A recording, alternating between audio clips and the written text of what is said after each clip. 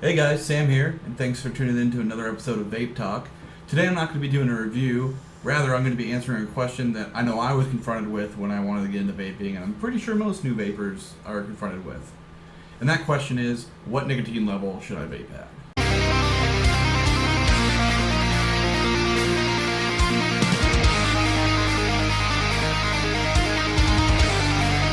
Okay, so say you're at your computer, you're fed up with cigarettes, you want to quit, and your friends turned you on to vaping.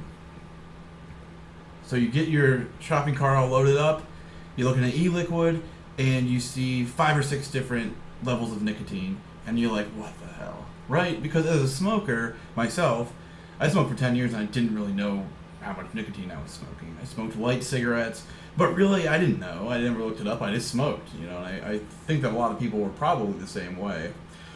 So, when you get into vaping, you do kind of want to know what the different nicotine levels mean. Because if you get too high or too low, it's going to negatively affect your vaping, and you might go back to real analog cigarettes like I did about a year ago when I first started to try vaping. I got a real light nicotine dose, and I didn't even know it at the time because I got a starter kit, and I just didn't like it. It wasn't fixing my cravings. I was jonesing for more cigarettes, and before I knew it, I was back smoking cigarettes.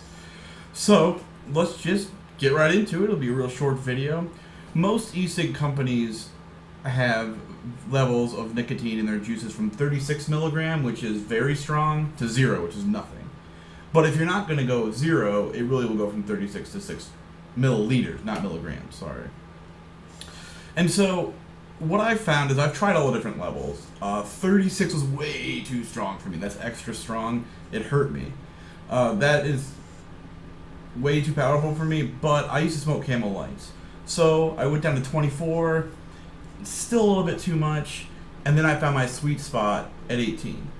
And I looked it up, and that's about as close to a Camel Light nicotine level as you could get. And so it's been just going so freaking well for me. And when I tried 12, it was okay, but not good enough. 6, nothing. Not for me. So what I recommend you guys doing is do a little research on the type of cigarette you smoke and how much cigarettes you smoke a day. Or how many, sorry. And what this will do is allow you to get an idea of the level of nicotine that you should be vaping. And like I said before, this will really help you enjoy the vaping process and have it be a great transition from analog cigarettes. So I guess if you were to smoke about a pack a day of Marlboro Reds, you might want to go with 24 milligrams, or something like that. If you were a real heavy smoker, a couple of packs, 3 packs a day, you might want to go with the extra strong.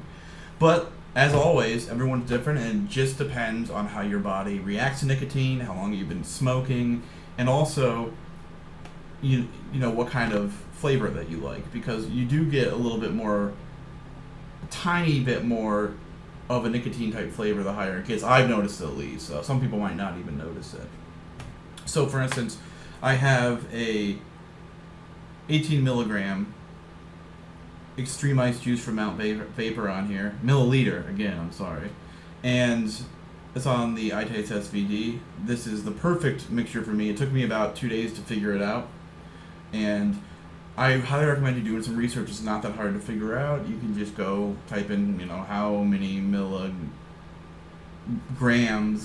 of nicotine are in my cigarette, the type that you smoke, and I'm sure if you put it into Google, you'll be able to get an answer quickly, and then you can sort of translate that into milliliters of nicotine. So I hope this was helpful, and I really hope some of you analog smokers come over to our side, because vaping tastes way better. See you guys. Happy vaping.